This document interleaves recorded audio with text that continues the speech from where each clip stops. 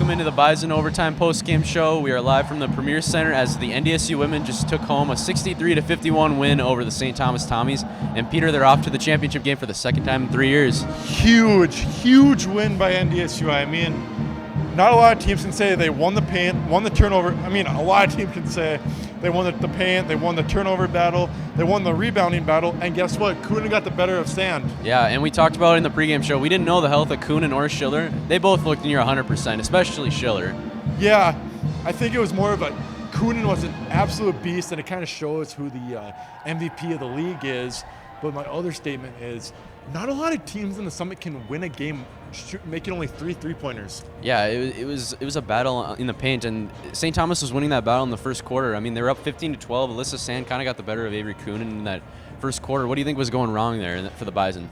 I think a lot was going on. I think the Tommies are a lot more physical than the NDSU, but then they kind of turned it up in the second half. I mean, Kunin was the only double-digit scorer for NDSU, so they'll definitely need to clean that up. But a win's a win, and I'm going to take that as a grain of salt. Yeah, and in the second quarter, they went on a 16-7 run. St. Thomas responded really well. It was a lot of turnovers. Turnovers were the key in this game. Yeah, I mean, St. Thomas had 22 turnovers, and they all stemmed from either in the half court or the back court or just terrible passes. Yeah. Compared to NDSU's 14, but I mean, anytime you can limit a team to 5 assists to 22 turnovers, you're going to win that game pretty much every time. Yeah, and it was kind of a back and forth third quarter there going into that fourth quarter. It kind of just felt like it felt like this was going to be a really tight game, but it ended up not being that. But the fourth quarter is where things got interesting. Avery Kunin had 2 and 1s in a Bison. I believe it was a 10-0 run.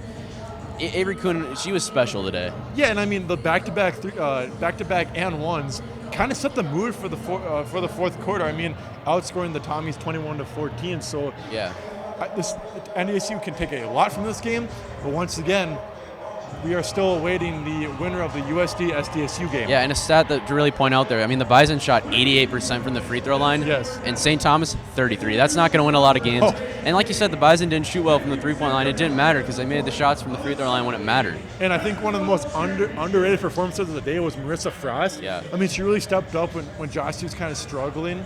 But I mean, she kind of held the main ball handling for the Bison. And so I kind of want more of that backcourt to go harder next game. Yeah, so we like you mentioned, we were waiting this SDSU USD game that's actually happening right now.